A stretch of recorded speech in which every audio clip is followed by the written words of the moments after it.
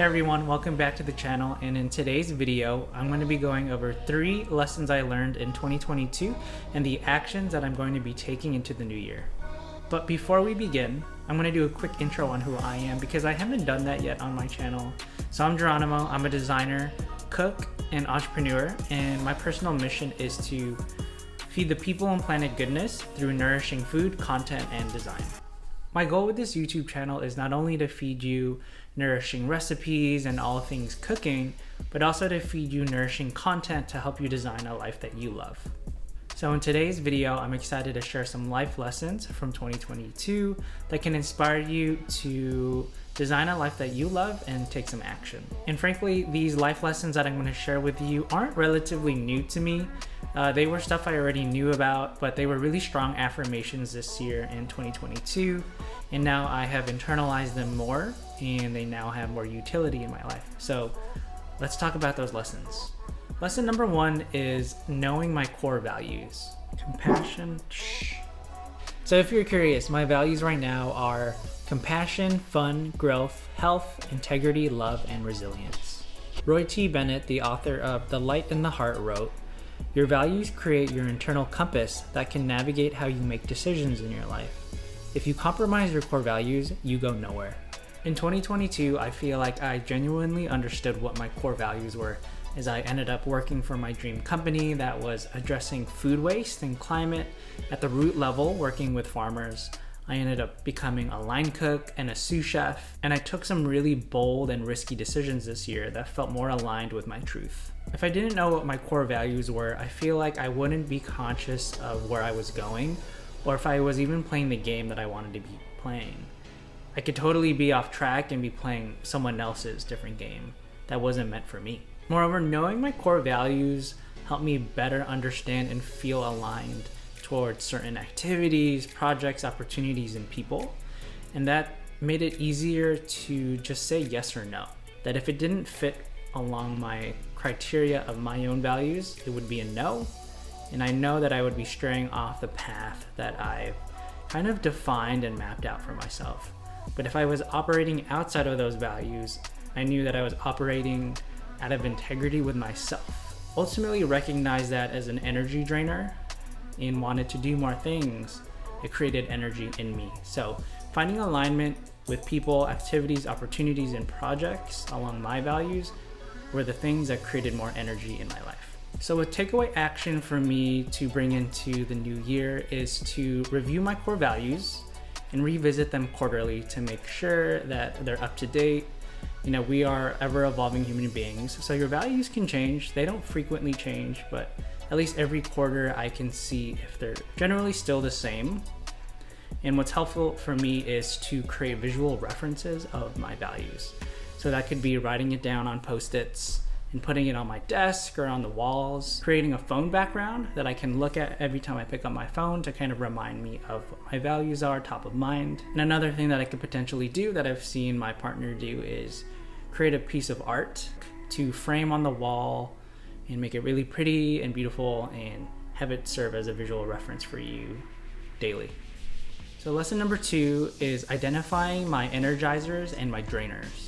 In 2022, I really internalized recognizing what activities, people, opportunities, or projects created energy in me or drained energy in me. Because ultimately what I found to be true is that more important than time management is energy management. For example, sometimes I will have the most perfectly structured day in my calendar, time blocks for all the different activities to approach my different goals and projects that I'm working on. But ultimately, if I'm spending a lot of my time with people or activities or things that are draining my energy, it leaves me with little energy and enthusiasm and passion for other things that I'm trying to work on. And ultimately, it's leaving me with little creative energy and capacity to do my best high quality work for all my different projects. More important than that, when I'm drained of energy, it also leaks into my personal life and leaving me with little energy, enthusiasm, or passion with family or friends, leaving me really zapped and low energy. I really found this one to be tricky too though, because you could totally be working with organizations or working on problems that are deeply aligned with your own values, But if you're spending a lot of time with people or activities that drain your energy, then you're also not doing your best work. So there's that overlap with the values alignment and knowing if you're working on things and with people that energize you. If those two don't intersect, it can be a very difficult and arduous process, and you could be dragging your feet even though you're working on something that is mission aligned with your values. It really is a sweet spot when you're working with values aligned people, activities, and opportunities, and working on things that create energy in you. And that way you can really feel like you're working on your passion projects and with people that get you excited and riled up. And generally, for your overall well-being and happiness, it's just so much better to spend more time on things that bring you energy and bring you to life than things that drain you and leave you feeling empty with nothing.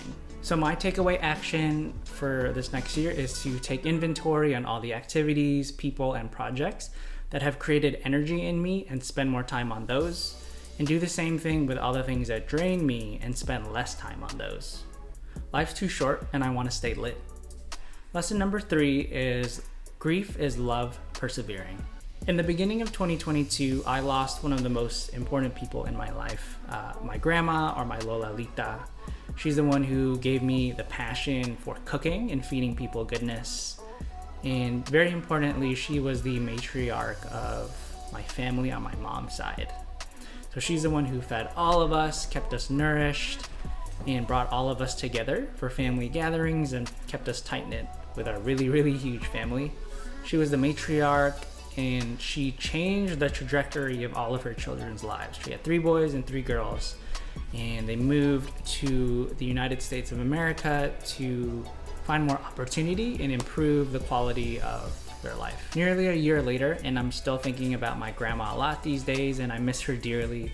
And I especially think about her a lot when I'm cooking Filipino dishes that are rooted in my identity, in my childhood. So when I say that grief is love persevering, it no longer comes from a place of overwhelming sadness or sorrow or fear, but it's kind of a reframing on remembering that I love my grandma so much and that grief is still love, and it's love just taking a different form. I loved her very much while she physically existed with us here during this time, but I also still love her, and that is the grief. It is the carryover past her physical existence. And what I want to do now is transform my love for her and honor her in my cooking, in what I choose to do in pursuit of my dreams and my passions, which is feeding people goodness just as she has fed us.